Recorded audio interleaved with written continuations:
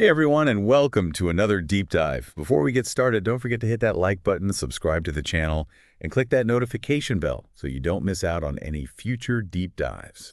All right, today we're tackling a topic that's not just a cornerstone of international relations, Oh, yeah. but also a frequent flyer in the UPSC syllabus, Right. the United Nations. Absolutely. Whether you're a budding diplomat, a UPSC aspirant, or just someone who wants to understand how the world works, understanding the UN is key. It really is. And we're going beyond just the basics here. We're Yeah. going to delve into the structure of the UN, explore the web of specialized agencies Right. that make up this intricate system, and really grasp its impact on the world stage. You know, it's kind of mind-blowing to think that the UN was born out of the ashes of World War II. Mm. It's almost like humanity took a collective step back and said, okay, there has to be a better way to manage global affairs. Exactly. That better way is what the UN Charter is all about. It outlines the organization's four main purposes: maintaining international peace and security, developing friendly relations among nations, achieving international cooperation in solving global problems, and harmonizing the actions of nations to achieve these goals. Pretty ambitious, right? Definitely a tall order, but let's break it down. Let's First go. up, the structure of the UN. Okay. I think a lot of people picture a big building in New York, Right. but it's way more complicated than that, isn't it? Much more. Yeah. The UN has 6 principal organs, each with its own unique functions and responsibilities. Okay. We have the General Assembly, the Security Council, the Economic and Social Council, we'll call it ECOSOC for short, the Trusteeship Council, the International Court of Justice, and the Secretariat. Got it. Each one plays a vital role in the overall functioning of the UN. Let's unpack these one by one, starting with the General Assembly. Okay. The name itself suggests it's pretty important. It is. The General Assembly is the main deliberative, policy-making, and representative organ of the UN. It's the only UN body where all 193 member states have equal representation, one vote per country. Think of it as the world's parliament. So it's like a giant global town hall meeting. Yeah. Must be quite a spectacle to see all those world leaders in one room. It can be quite a sight, and sometimes, yes, a bit chaotic. Right. But it's also where major decisions are made on issues like peace and security, admitting new members, and the UN budget for the big decisions. A 2/3 majority vote is needed, which is no small feat. Makes sense. Now, what about the Security Council? That's the one we always hear about in the news, especially when there are international crises or conflicts. And for good reason, the Security Council has the primary responsibility for maintaining international peace and security. Right. It has the authority to authorize peacekeeping missions, impose sanctions on countries, and even authorize the use of military force when deemed necessary. Wow. So they have some serious power. They do. But I remember reading about the permanent members and their veto power. Yeah. Tell us more about that. You're right. The Security Council has 15 members, 5 permanent members: China, France, Russia, the United Kingdom, and the United States, and 10 non-permanent members elected by the General Assembly for 2-year terms. Okay. The 5 permanent members each hold the power to veto any resolution brought before the Council. So even if the majority of the world agrees on something, one of those 5 countries can essentially block it. They can. That seems like it could be a major roadblock. It can be, and it has been a source of both stability and controversy over the years. Hmm. Some argue that it gives too much power to a select few, while others argue that it's necessary to prevent rash decisions and maintain a balance of power on the global stage. It's a complex issue with valid arguments on both sides. Definitely food for thought. Hmm. All right, we've covered the General Assembly and the Security Council, 2 of the biggest players. What about the other organs? Let's move on to ECOSOC, which is all about promoting international economic and social cooperation. It deals with a wide range of issues, including poverty, inequality, climate change, and sustainable development. Then we have the Trusteeship Council, which was originally set up to oversee territories transitioning to independence, but it's mostly inactive these days. Interesting. So it's a relic of a different era, kind of like a historical footnote in the UN story. Yes, you could say that. What about the Secretariat? What's their role? Think of the Secretariat as the UN's civil service. Okay. They handle the day-to-day work of the organization, carrying out the mandates of the General Assembly and the other principal organs. They're led by the Secretary General, who's appointed by the General Assembly, and serves as the UN's chief administrative officer. So they're the ones who keep the lights on and the wheels turning a crucial role, even if it's behind the scenes. Absolutely. And then we have the International Court of Justice, which is the UN's principal judicial organ. It's based in The Hague, Netherlands, and it's responsible for settling legal disputes between countries and providing advisory opinions on legal questions referred to it by authorized UN organs and specialized agencies. So if countries have a disagreement, they can take it to the International Court of Justice, kind of like individuals going to court to settle a dispute. In essence, yes, though. The process is much more complex and involves international law treaties and diplomatic protocols. Okay, we've gone through the main organs of the UN, We have. but I know there's more to the UN than just those, right? There is. There's this whole network of specialized agencies Right. that focus on specific areas like health education or food security, right? Absolutely. You can think of these specialized agencies as branches of the UN family tree, each with its own area of expertise, working to address global challenges and promote international cooperation. So it's like a team of experts, each tackling a different piece of the global puzzle. A great analogy. Yeah, For example, we have the Food and Agriculture Organization, or FAO, okay, which is dedicated to fighting hunger and promoting sustainable agriculture. right. Then there's the International Civil Aviation Organization, or ICAO, which focuses on keeping our skies safe by setting international standards for civil aviation.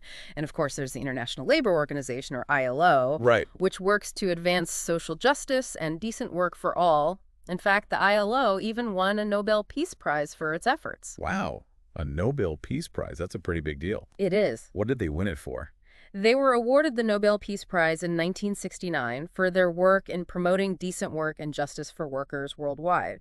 It really underscores the significant role these specialized agencies can have in addressing real-world problems. That's really impressive, and I bet some of these agencies are particularly relevant to the challenges the world is facing right now, right? Absolutely. Think about climate change. The United Nations Environment Program, or UNEP, is at the forefront of setting the global environmental agenda. And with the COVID-19 pandemic, the World Health Organization, or WHO, has played a vital role in coordinating the global health response. Right. The WHO, they've been all over the news lately. It's fascinating to see how these agencies connect to the events we see unfolding on a global scale. It really highlights the interconnected nature of global challenges and the need for international cooperation. Speaking of global players, let's talk about India's role in all of this. Okay. It's one of the founding members of the UN, right? That's right. And India has been a strong advocate for the UN's principles since its inception, not just in words, but in action, too. Right. India has made substantial contributions to the UN's work, especially in the area of peacekeeping. Peacekeeping, what exactly does that involve? Well, when there's a conflict somewhere in the world, the UN often deploys peacekeepers to help stabilize the situation, protect civilians, and support peace processes. Okay. They act as neutral intermediaries working to prevent further violence and create conditions for lasting peace. So they're like international peacemakers. That sounds Yeah. like incredibly important work, especially in today's world. It is, and India has contributed more personnel to UN peacekeeping missions than any other country. They even deployed the first all-female peacekeeping unit to Liberia back in 2007. Wow, that's truly remarkable. Breaking barriers and making history while contributing to global peace. I feel like we need to hear more stories like that. I agree, and India has also been a vocal advocate for reforming the UN, particularly the Security Council, to make it more representative of the current global landscape. It's a complex issue, but it's an important conversation to be having. I think it's great that India is actively engaged in shaping the future of the UN.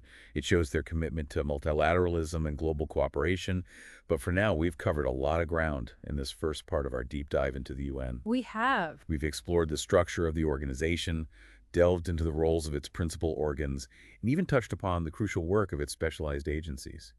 I feel like we've only just scratched the surface, though. We have. There's so much more to explore. Be sure to join us for part 2, where we'll delve deeper into the work of those specialized agencies and examine the impact of the UN on key areas like human rights, sustainable development, and international law. Sounds like we have a lot to unpack. See you all in part 2. Welcome back to our deep dive into the United Nations.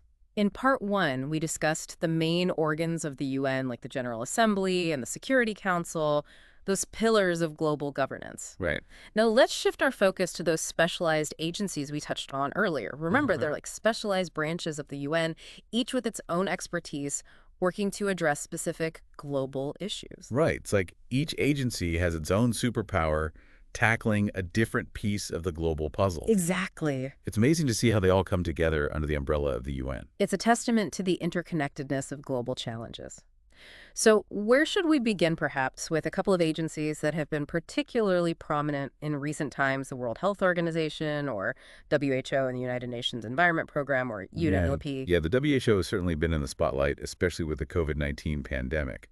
Can you remind us of their role and how they operate? The WHO is the UN's specialized agency for health. Think of them as the global health quarterback, coordinating the international response to health emergencies, setting international health standards, and working to improve health outcomes worldwide. So during the pandemic, the WHO was coordinating efforts between countries, providing guidance on public health measures, and working to ensure equitable access to vaccines and treatments. Precisely, they were the central hub for information, collaboration, and action on a global scale, and they continue to play a vital role in addressing ongoing health challenges, from infectious diseases to chronic conditions, working towards a healthier future for all. It's incredible to see how they operate on such a massive scale. Now, what about UNEP? We know they focus on environmental issues, Right. but what does their work look like in practice? UNEP is the UN's environmental champion. They work to set the global environmental agenda, promote sustainable development, and provide countries with the tools and resources they need to protect our planet. So they're like the UN's environmental watchdogs, making sure countries are doing their part to address climate change and other pressing environmental concerns. That's a good way to put it. They play a crucial role in raising awareness, promoting research, and fostering international cooperation on all things environment. For instance, they were instrumental in establishing the Intergovernmental Panel on Climate Change, or IPCC, Right, which provides those comprehensive scientific assessments on climate change that we often hear about. right, the IPCC. Those reports are essential for understanding the science and informing policy decisions. Yeah.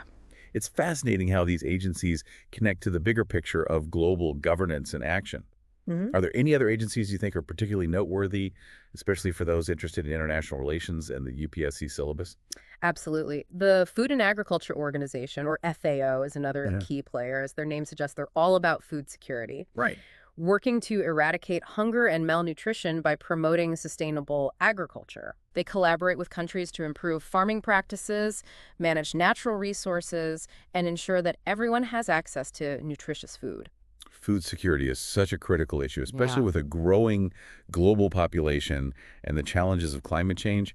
It's reassuring to know that there's an organization dedicated to addressing this complex challenge. It's a vital part of the UN's mission to create a more just and sustainable world. And then, of course, we have the International Labor Organization, or ILO, which we mentioned earlier. They champion social justice and decent work for all, Right. setting international labor standards, protecting workers' rights, and creating opportunities for decent and productive employment. It's easy to overlook the importance of labor rights on a global scale. Their work impacts the lives of so many people. And I recall you mentioning that the ILO even won a Nobel Peace Prize. Indeed, they did in 1969. Wow. The Nobel Committee recognized their contributions to peace through the promotion of social justice. It highlights the profound impact these specialized agencies can have, not just on specific issues, but on the broader pursuit of global peace and well-being. It makes you think about how interconnected these issues are. Labor rights, peace development, it's all part of a larger tapestry. So we've got the WHO focused on health, UNEP on the environment, FAO on food security, and the ILO on labor rights. Mhm. It's quite a diverse portfolio. Are there any other UN agencies our listeners should be aware of, particularly those who are keen on international relations and perhaps even considering the UPSC exams? There are so many fascinating agencies within the UN system. It's a truly vast network. Let me mention a few more that I think would be of particular interest. There's UNESCO, the United Nations Educational, Scientific, and Cultural Organization. Okay. They work to promote education, science, culture, and communication. They're the ones responsible for designating World Heritage Sites, those incredible places around the world that hold exceptional cultural or natural significance. Oh, UNESCO. They're the ones who decide which places are deemed worthy of protection for their outstanding universal value. Places like the Taj Mahal or the Great Barrier Reef come to mind. Exactly. They play a vital role in preserving our shared cultural and natural heritage for future generations. And then there's UNIDO, the United Nations Industrial Development Organization. Right. They focus on promoting industrial development for poverty reduction and sustainable growth, assisting developing countries in modernizing their industries and creating new economic opportunities. It's interesting to see how all these different areas, health, environment, food, labor, education, industry, are all interconnected. Hmm. It really emphasizes how complex and multifaceted the the work of the UN is. Precisely, and we've only just begun to scratch the surface. We haven't even touched on agencies like UNHCR, the UN Refugee Agency, which provides protection and assistance to refugees worldwide, or UN Women, which champions gender equality and empowers women around the globe. It's a truly remarkable network, each agency with its unique mandate, all striving towards the common goal of a more peaceful, just, and sustainable world. It's almost overwhelming to think about the sheer scope and scale of the UN's work, but it's also incredibly inspiring to see how much is being done to address global challenges and improve the lives of people everywhere.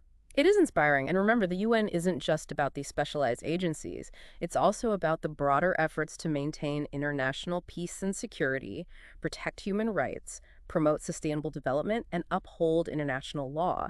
It's a complex web of interconnected efforts, all striving to create a better world for all. Right, we talked about peace and security in part one, focusing on this Security Council, but what about those other areas like human rights? What has the UN done to promote and protect human rights around the world? Protecting human rights is a core principle enshrined in the UN Charter. Right. And the UN has been instrumental in developing international human rights law and establishing mechanisms to monitor and promote human rights globally.